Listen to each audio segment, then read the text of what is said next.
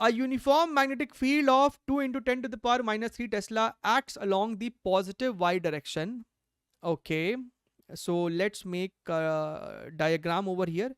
X axis, y axis and z axis. X axis, y axis and z axis. Field आपको ऊपर की तरफ है, तो फील्ड सर ये रहा मेरा.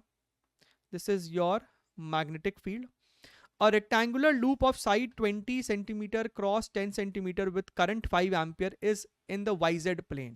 अच्छा, तो आपके पास इस प्रकार से एक रेक्टेंगुलर लूप है YZ प्लेन में. बढ़िया है सर, अच्छा है sir. The current is in the anti clockwise sense with the reference to negative x axis. यानी कि अगर कोई लेफ्ट साइड से देखता है, अगर कोई लेफ्ट साइड से देख रहा है कोई ऑब्जर्वर, यहां पे आपका ऑब्जर्वर है, यहां पे आपका ऑब्जर्वर है, उसको करंट इसमें एंटी क्लॉकवाइज दिख रहा है, यानी इस डायरेक्शन में फ्लो होता हुआ करंट प्रतीत हो रहा है, मालूम पड़ रहा है उसको. ठीक बात है. अब अगर करंट ऐसे बहेगा तो मैग्नेटिक मोमेंट कैसे होगा? Right hand thumb rule. Current के डायरेक्शन में आपने चारों फिंगर को कर्ल किया तो थंब आपका लेफ्ट साइड आ रहा होगा, लेफ्ट साइड. यानी कि सर मैग्नेटिक मोमेंट जो है ना वो सर मेरा नेगेटिव एक्स एक्सिस में है. तो सर लूप पे फील्ड ऊपर है, मैग्नेटिक मोमेंट ऐसे है. ठीक है. तो सर टॉर्क देखिए, टॉर्क यहां पे टॉर्क होगा एम बी साइन थीटा, इनके बीच में एंगल तो 90 डिग्रीज है, तो टॉर्क का मैग्नीट्यूड चुपचाप से एम बी होगा. एम होगा current into area into field. लेकिन टॉर्क का डायरेक्शन कैसे निकालोगे? M cross B.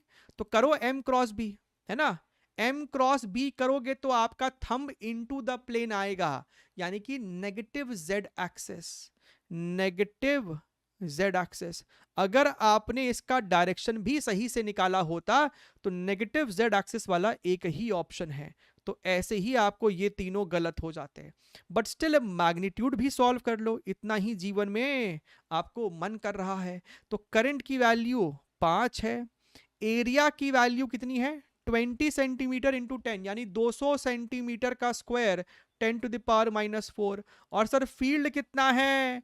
2 into 10 to the power minus 3. तो सर क्या हो जाएगा? 5 इंटू 2 10, शून्य शून्य खत्म. So 2 into 10 to the power minus 4. देख लीजिए